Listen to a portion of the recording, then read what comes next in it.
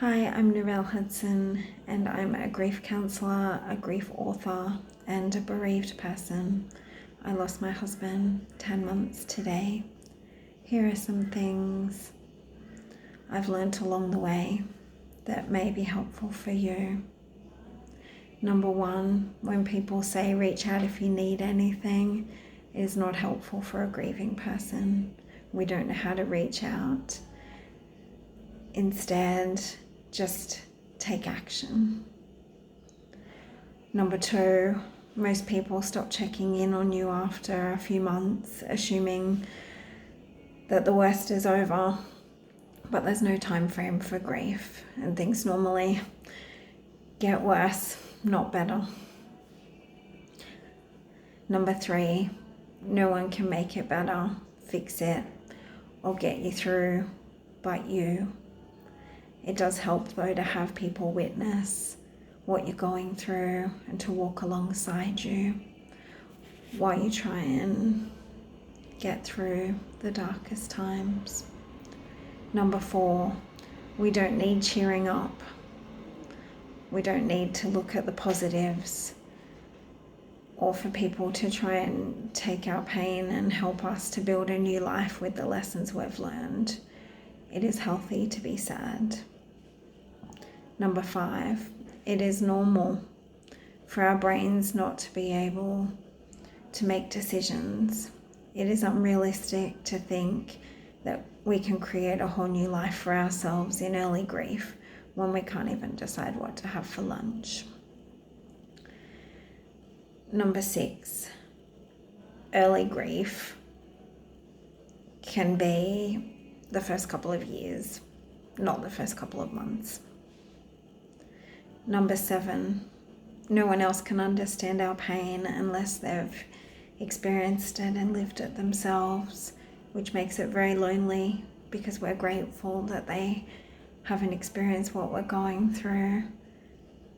But because they haven't experienced what we're going through, they don't understand.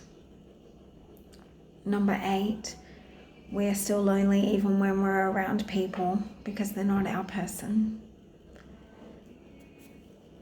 Number nine, at least is the most cruel sentence starter.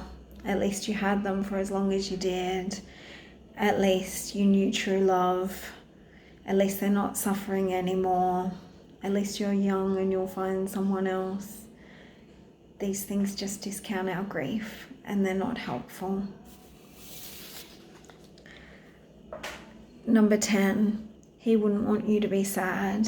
He would want you to be happy. You have to move on. Being sad is healthy. There is no time frame for this. You don't have to be happy. It's okay to be sad. Number 11, it is normal to be exhausted all of the time, to have poor sleep, poor appetite, lack of motivation. Your nervous system has taken such a hit. Be gentle and kind with yourself. You're allowed to be exhausted. Number 12, we can find moments of joy and gratitude in one moment and not be able to see a way through in the next. This is normal. Number 13, moving forward is so triggering. It is normal to have a good day and think that you're doing better, but grief is not linear. And then in the next moment, you may break down while you're buying saucepans or a new couch, reminded that they're not coming back and they're not there to help you choose them. Number 14, going to be alone is hard. Going to bed alone is hard, but waking up to realize they are still not there is unbearable. Number 15, it is normal to think that they are coming home soon. If you just keep going, everything will be all right. And this is just some crazy bad dream. And they'll be walking through the door any moment now. Number 16, your grief makes many other people uncomfortable. It reminds them that this could happen to them too. None of us are immune from grief. Number 17, grief changes all your relationships. Some people you expected to be there will disappear, and others that you didn't expect to appear will be your greatest support people. Number 18, some people will support you once or for a short time and then they'll disappear. Only a few will be there for as long as your grief remains, which is forever. Number 19, grief will never go away. You will never get over it. It is rude to think that you would, as your person was too special for you ever to be okay with the fact that they are gone or to forget them. Number 20, grief will change and it won't always feel so debilitating for your mind, body and soul, but even years later you'll still be triggered deeply and feel like you're back at the beginning. They will live on through your memories, but not everyone will be okay with you talking about them, even though you want to continue sharing your memories of them. Number 21, our culture is grief avoidant and grief phobic.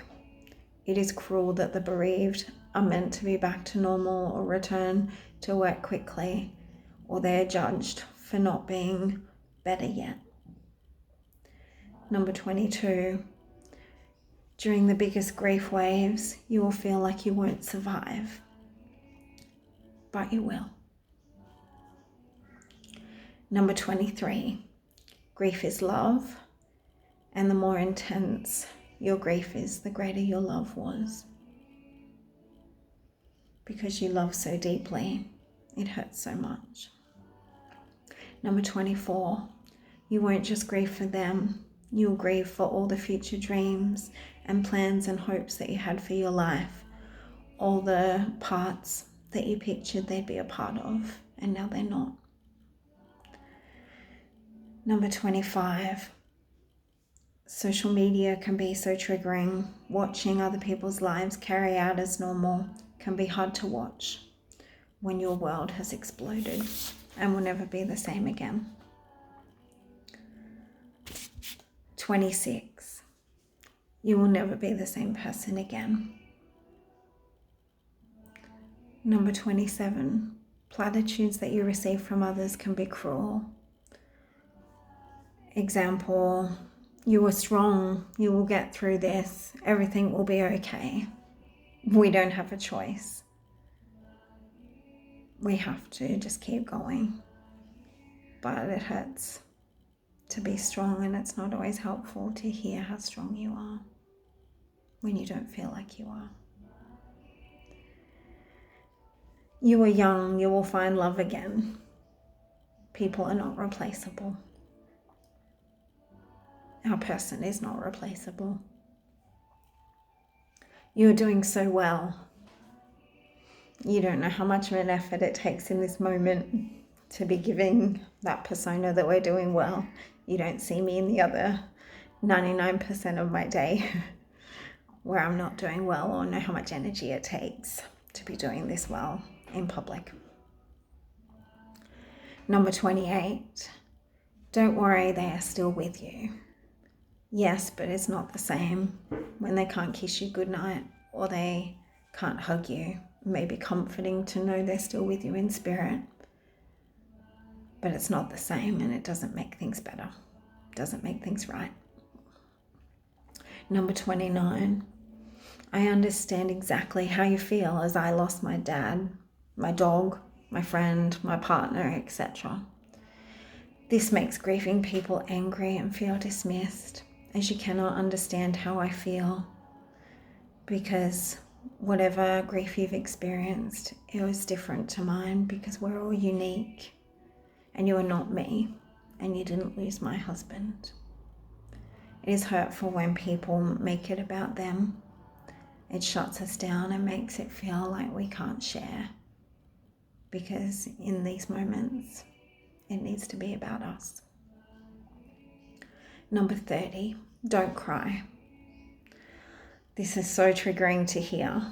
Crying is healthy. We can't just turn it off because it makes you uncomfortable. It is a sign that we're healing. Why are people so uncomfortable around our tears? This comment won't stop us from crying.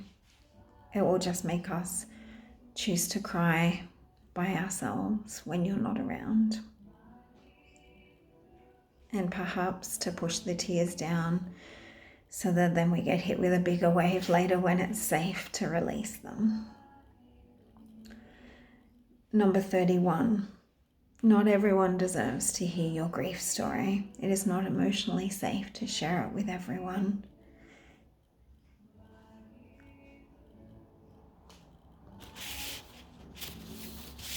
And lastly, this may feel impossible for you to live through, but you've already survived every day and every difficult moment up until this point.